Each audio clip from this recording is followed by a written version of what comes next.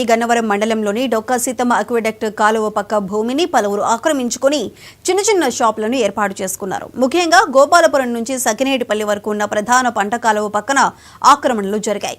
పోనీలే బతుకు తెరువు కోసం అనుకుంటే పొరపాటే. మాజీ సర్పంచ్ అండదండలతో ఆక్రమించుకున్న వాళ్లు 2-3 వేలకు ఇతరులకు అద్దెలకు ఇచ్చేస్తున్నారు. దాంతో ఆ షాపుల్లోని చెత్త చెదారాన్ని కాలువలో వేస్తూ ఉండటంతో కాలువ మూసుకుపోయే స్థితికి చేరువవుతోంది.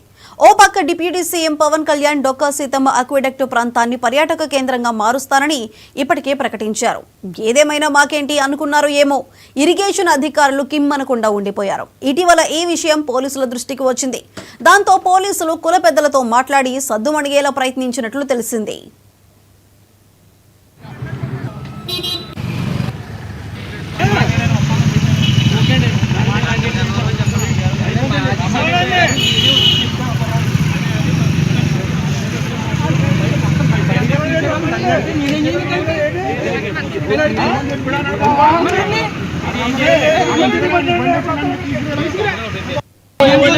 रोड आते से मीडिया को चलो टीम बात भी चलते मीडिया को चलते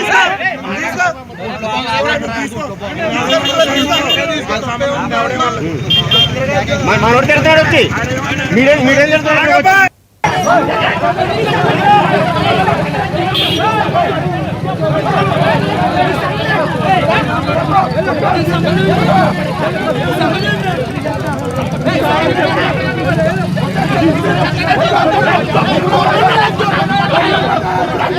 What?